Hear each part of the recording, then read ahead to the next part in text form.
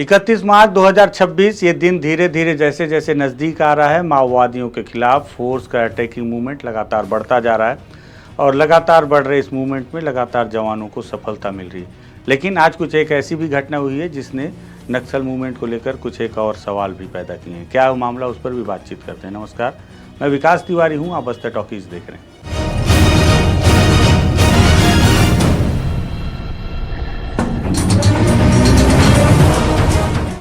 दरअसल हुआ ये कि बीते दिनों जब से छत्तीसगढ़ में बीजेपी की सरकार आई, ये बोल बोल कर मैं थक चुका हूँ, लेकिन फिर भी हर बार बताता हूँ कि सरकार आने के बाद किस तरह से माओवादियों के खिलाफ ऑपरेशन में तेज़ी लाई गई, पैंतरे बदले गए और अटैक करने के जो रणनीतियाँ वो रणनीतियाँ बदली गई और उसका असर है कि लगातार जवानों को सफलता मिल रही है। हर पुरानी सफलता को ध्यान में रखते हुए नए ऑपरेशन में उसे फिर से ध्यान में रखते हुए उसे अपनाया जाता है, अमल में लाया जाता है और कुछ और नए प्रयोग भी जवानों के द्वारा किए जा रहे हैं। और इसी तारतम्य में बीते दिनों फिर से एक मुठभेड़ हुई और उस मुठभेड़ से जवान अब जाकर वापस लौट रहे हैं। आज इस मुठभेड़ को लेकर जब पूरे दिन मैं बातचीत कर रहा था तमाम अधिकारियों से और कुछ लोगों से, हमारे जानकार लोगों से, ऐसे गांव वालों से जो उस इलाके से संबंधित हैं,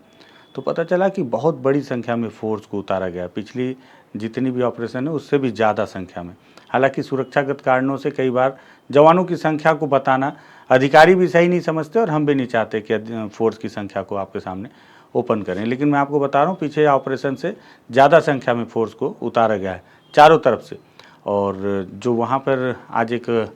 खुफिया विभाग के एक अधिकारी से मेरी बात हो रही थी, तो उन्होंने बताया कि संभवतः प्रभाकर और सोनू दादा, मतलब कि जो वेणुगोपाल हैं, पोलित ब्यूरो हैं,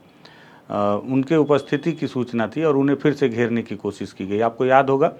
30 अप्रैल वाली घटना जो मैंने पहले वीडियो में भी आपको बताई कि उसमें भी सोनू दादा को ही घेरा गया था, लेकिन सोनू दादा जो कि पोलित ब्यूरो हैं, वो वहाँ से बचकर निकल गए और जोगन्ना मुठभेड़ में मारे गए, जो कि 40 लाख रुपए की इनामी माओवादी थे, आंध्र प्रदेश के थे, तेलंगाना के।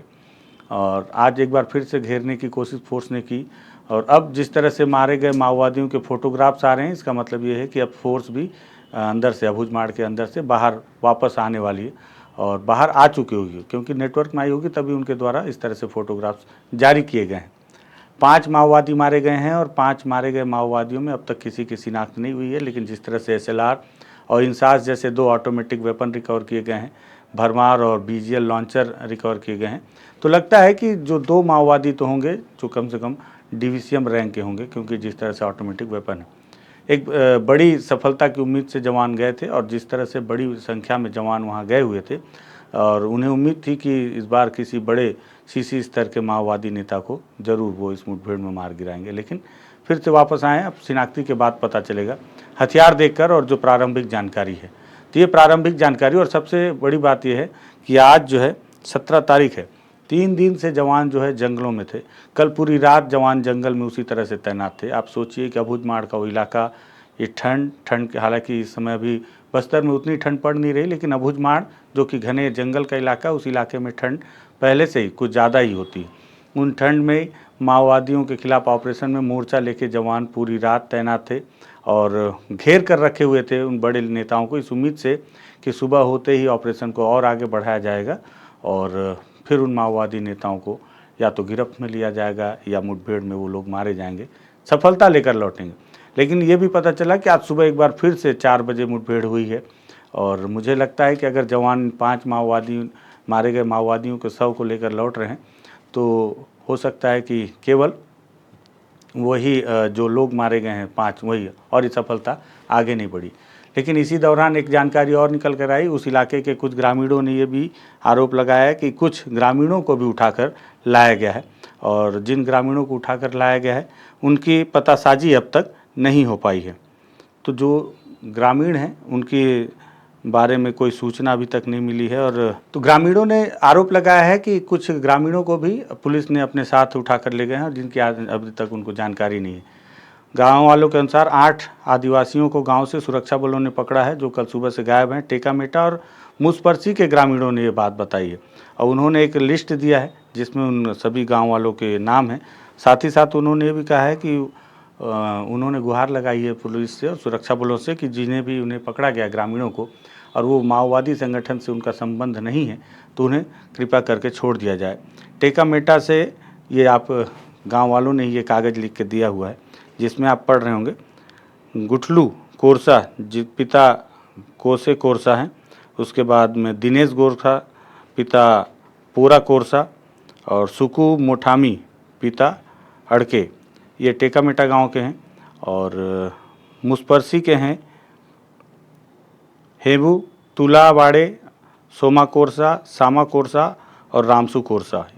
ये सारे लोग हैं टेकामेटा और मुसपरसी के। इन लोगों को भी उठाया गया है पुलिस के द्वारा। ये जानकारी यहाँ पर बता देना इसलिए ज़रूरी है क्योंकि पिछले बार जब टेकामेटा में मुठभेड़ हुई थी और उस दौरान जब मैं वहाँ ग्राउंड पर गया था तो एक बात की जानकारी मिली थी कि पुलिस ने जिस 10 लाख के इनामी नक्सली सुरेश को मार गिराने का दावा किया था, दरअसल वो माओवादी नहीं था बल्कि टेकामेटा गांव का सबसे पढ़ा लिखा युवक था। और वही युवक था जो पूरे दिन नारायणपुर थाने में बैठकर अपने गांव के मारे गए जो ग्रामीण थे उनकी डेड बॉडी लेने के लिए पूरा दिन इंतजार करता रहा। अब पुलिस ने उसकी शिनाख्ती मारे गए माओवादी के तौर पर की थी, जबकि जो मारा गया था उसका नाम रामलू था और वो भी वहीं का ग्रामीण था टेकामेटा का। इसलिए मुझे लगा इस घटना में इसका जिक्र भी ज़रूर कर दिया जाए। अब जो सबसे बड़ा सवाल है, सवाल ये है कि 31 मार्च 2026 तक केंद्रीय गृह मंत्री का दावा है कि वो पूरे दंडकारण ही नहीं पूरे देश से समाप्त कर देंगे माओवाद को, अंतिम सांस ले लेगी। लेकिन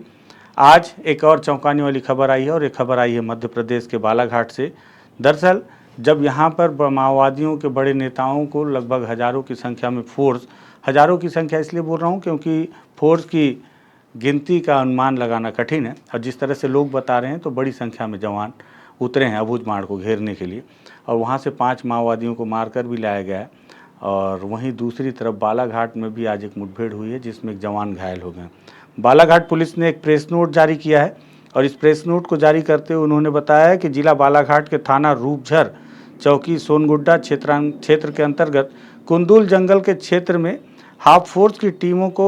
नक्सल विरोधी अभियान के तहत 17 नवंबर 2024 को आसूचना के आधार पर स्पेशल ऑपरेशन पर भेजा गया था। स्पेशल ऑपरेशन के दौरान police party half force SOG Ukua पर कुंदुल पहाड़ी जंगल क्षेत्र में एसओजी उकुआ के जवानों का आमना सामना 12 से 15 सशस्त्र माओवादियों से हुआ और नक्सलियों द्वारा पुलिस को देखकर जान से मारने की नीयत से फायरिंग की गई। सुरक्षा बलों के द्वारा जान की परवाह न करते हुए नक्सलियों के जवाबी फायरिंग का जवाब दिया गया और उक्त पुलिस नक्सली मुठभेड़ में हाफ फोर्स के आरक्षक शिव कुमार शर्मा गंभीर रूप से घायल हो गए। घायल जवान को तत्काल बेहतर स्वास्थ्य उपचार के लिए गोंदिया रिफर किया। गोंदिया महाराष्ट्र, मध्य प्रदेश का बालाघाट और गोंदिया क्योंकि ये सीमावर्ती इलाका है और मध्य प्रदेश का जो बालाघाट का इलाका है। मैं अभी वहाँ के स्थानीय पत्रकार साथियों से बात कर रहा था तो उन्होंने बताया कि वो इलाका जिस तरह से बस्तर का अबूझमाड़ है उसी तरह से बालाघाट का वो इलाका जिस इलाके में मुठभेड़ हुई है वहाँ से गोंदिया लाया गया महाराष्ट्र में और वहाँ उनका इलाज जारी है। पुलिस की जवाबी कार्रवाई से नक्सली घने जंगल का फायदा उठाकर जंगल की ओर भाग गए और उपरोक्त घटना पर थाना रूपझर में नक्सलियों के विरुद्ध सुसंगत धाराओं के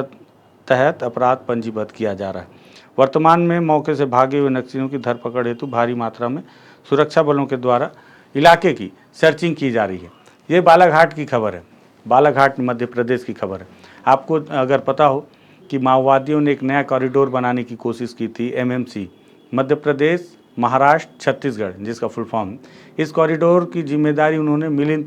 तेलतुंबड़े जो कि बीते लगभग 2-3 साल पहले उनकी भी मौत हुई थी जब बड़ी मात्रा में C60 के जवानों ने माओवादियों को नुकसान पहुंचाया था उस दौरान। उसके बाद ये माना जा रहा था कि एमएमसी जोन माओवादी जो बनाने की तैयारी कर रहे हैं वो पूरी तरह से विफल हो चुकी है, लेकिन एमएमसी जोन का हिस्सा है बालाघाट का इलाका और उस इलाके में माओवादियों के द्वारा जवानों से मुठभेड़ करना और उसमें जवान को नुकसान पहुंचाना, घायल करना इस बात की तरफ इंगित करता है कि हो ना हो ज़रूर अब जो माओवादी दंडकारण में हैं या बस्तर के अलग अलग इलाके में वो अब कहीं यहाँ से मध्य प्रदेश की तरफ तो नहीं शिफ्ट हो रहे। सवाल ये भी बहुत महत्वपूर्ण है और बड़ा है। कारण ये है कि इसके पहले भी मध्य प्रदेश के कुछ इलाकों में बालाघाट के इलाके में मुठभेड़ हुई है जिसमें सुकमा बीजापुर के जो माओवादी हैं, जो माओवादी संगठन से जुड़े आदिवासी हैं, वो बालाघाट में उनकी मौत होती है, जो इस बात की तरफ इंगित करता है कि जो बस्तर में सक्रिय माओवादी हैं वो कैडर अब यहाँ से महाराष्ट्र होते हुए मध्य प्रदेश की तरफ शिफ्ट हो रहे हैं। तो कहीं ऐसा तो नहीं कि बालाघाट में जिस तरह से दंडकारण्य में उनके ऊपर दबाव बढ़ रहा है, तो उनके शीर्ष नेता और उनके जो बड़े लीडर हैं या उनके जो लड़ाके हैं या बटालियन के जो लोग हैं, वो लोग मध्य प्रदेश की ओर जा रहे हैं। और अगर जा रहे हैं तो उसको लेकर केंद्रीय गृह मंत्री का क्या बयान है या क्या रुझान है, या वहाँ पर इन माओवादियों से निपटने के लिए सरकार के पास क्या प्लान है, इस पर अगर कोई जानकारी किसी के पास हो, अभी मेरे पास तो नहीं है क्योंकि कभी गृह मंत्री के बयान में मैंने मध्य प्रदेश का नाम सुना नहीं। लेकिन अगर अब वहाँ पे इस तरह की मुठभेड़ें हो रही हैं और जवान घायल हो रहे हैं तो सरकार को इस पर भी विचार करना होगा। या कहीं ऐसा तो नहीं कि केवल दंडकारण और अबूझमाड़ ही खाली कराना सरकार का मकसद है, और इस मकसद के पीछे सरकार की क्या मंशा है तो सरकार ही जाने। लेकिन आप माओवाद को बस्तर से समाप्त करना चाहते हैं या देश से समाप्त करते हैं, ये भी एक बड़ा सवाल है। अगर पूरी फोर्स पूरी ताकत लगाकर छत्तीसगढ़ में माओवाद को समाप्ति की तरफ आगे बढ़ रही है, तो फिर मध्य प्रदेश की तरफ सरकार का क्या रुझान है। मुझे लगा आज ये दोनों घटनाओं को लेकर सवाल भी उठाना चाहिए और ये भी बताना चाहिए कि जो लोग मारे गए हैं, माओवादी जो मारे गए हैं, उनकी शिनाख्ती नहीं हुई है। साथ ही ग्रामीणों ने जो बात कही कि कुछ लोगों को पुलिस ने उठाया है, उनकी बात भी रखनी चाहिए। इसलिए इस वीडियो को तैयार किया गया है। लगे कि ज़रूरी है वीडियो सब तक पहुंचना चाहिए तो इसे शेयर कर दीजिएगा। बस्तर टॉकीज़ को सब्सक्राइब कीजिएगा।